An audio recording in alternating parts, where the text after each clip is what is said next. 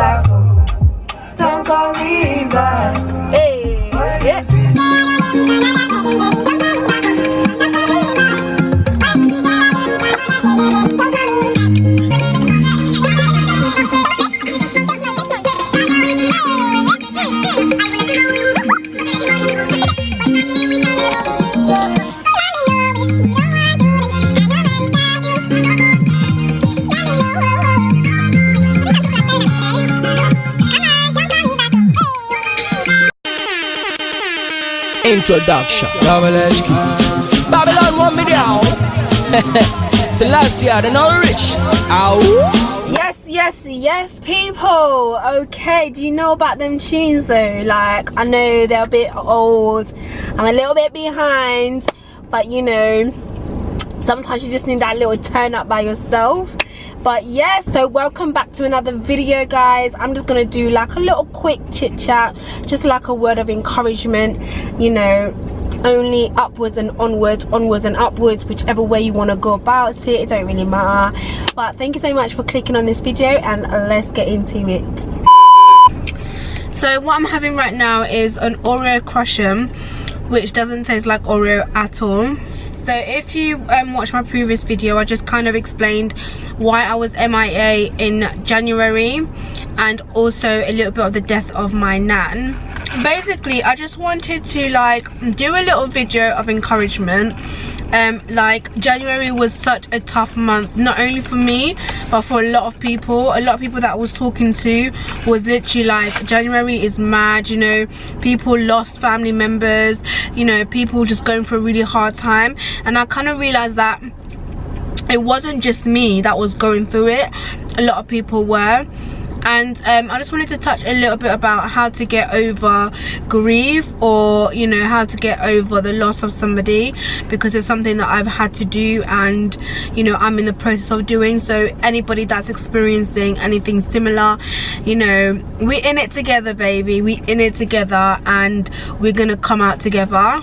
Obviously people deal with things in so many different ways, and this is not a step by step, you just do that, because there is no right way to getting over grief, you know. What you definitely don't want to do is you don't want to close yourself out, you know, you don't want to shut yourself out. When my nan died, it was like a really long process. Obviously she wasn't in the country, and we had to do a repatriation where you basically bring her over, and that was a long process, and it was hella expensive. I didn't personally know that planning a funeral or doing all of this stuff, I mean, I'm not gonna lie, I didn't even know the word repatriation. I was like, repatri what? I didn't even know that word existed, to be honest. And I realized that it is hella expensive, and it literally brought me to a place where I'm the kind of person where I don't generally ask for help. Like, if I'm going through something, I would just deal with it, you know. I don't want to disturb anybody, you know. It's not a pride thing. I just feel like, I don't know, like, I'm just the kind of person that I'm just like, I don't know, nobody would really, people would even notice me kind of thing. But it really taught me that being open and being vulnerable, there's absolutely nothing wrong with that. And I had to obviously open myself up to ask for help financially, and just being open with people about how I feel, you know. And I found myself opening up to people and just being like, you know, this is actually how I'm feeling, you know. It's a really weird question to ask people when somebody has died, or when they're going through something like, how are you doing, I find. But I was getting that question a lot and I didn't really know how to answer it. So at one point I'll just be like, yeah, I'm good, I'm fine. And I got to a point where I was just open and I was just like, you know what, I'm really struggling, you know, emotionally, and it's really hard work, especially when you have a baby, when you have children. I mean, it's pretty much impossible to cry, grieve, or, you know, time will not stop, because the most important thing is that child has no clue what the hell is going on. And you just find yourself, like, even if you want to like shed a tear, you ain't got time to shed a tear. Like, the baby just comes in straight away. And so one of the things that I would say is, like, don't close yourself up, don't shut yourself to emotions, like, don't, you know, isolate yourself. If people, you know, are nice enough, kind enough to ask you how you're doing, is there anything you need help with, just be open. And, you know, being vulnerable is one of the scariest things, because you just feel like, well, people just asking just to be nosy, or people just asking just to find information. But it doesn't matter, just stay true to yourself. You know, don't be afraid to be open, don't be afraid to ask for help. Honestly, it will help so much to know that, I don't know why I'm shouting, by the way, to know that there's people around you that actually genuinely care, that actually genuinely want to be there, want to help. I mean, you know, people wanted to help, like, financially, people wanted to help, like, even to like do the wake, like decorate it, like, you know, I'll insert some pictures.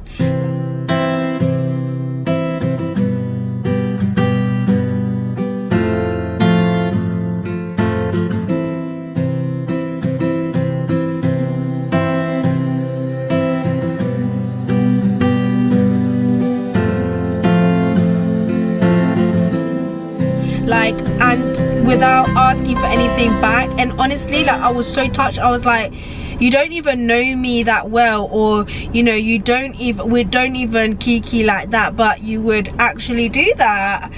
And honestly, like, it just makes me want to cry, the thought that people would literally want to give themselves, give their time, their money, things that they work hard for, you know, to actually help me get over this. And it was absolutely amazing. So definitely, like, you know, if you are going through a hard time, don't close yourself up, be open, and allow people in. I used to be so closed and just like, you ain't coming in here, like, you ain't getting past this, you know. But yeah, something that I've learned, just like take each day as it comes. You get what I'm saying? Like, some days you will be very down, some days you will be high. And I've said this in my previous videos before, find an outlet. You know, it might be writing, it might be talking to somebody, it might just be playing music, but like, don't allow your thoughts to consume you. Don't be your own enemy. Like, if you are going through like a really down day, like, speak it out, write it down, like, let it out, because what's inside is going to end up eating you. Our biggest enemy is not the outside, it's the inside.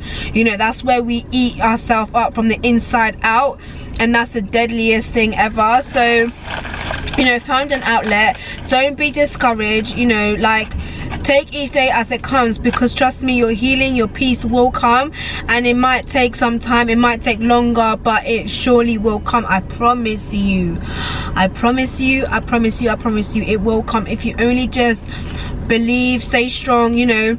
And I'm not gonna lie, yeah, another thing that I hate when people always say, yeah, is like, oh, be strong, like, okay, not be strong, but like, you know, don't be sad, or like, you know, you have to da da da. And it's like, allow yourself to cry if you need to cry. Allow yourself to be open. Like, do you get what I'm saying? Like, there's nothing wrong with crying, there's nothing wrong with breaking down, but just make sure that it's in a safe environment. But yeah guys, these are just like little things that I found really helpful, like, you know, just like getting over that really harsh and horrible month. I literally didn't feel like I had gone into 2020. I felt like I was literally stuck somewhere in a pit and I just missed the whole party. But slowly but surely we are coming out. Hopefully this was helpful guys. Don't forget to subscribe. See you in my next video. Follow me on my social media and I'll see you next time. Thanks for watching. Bye.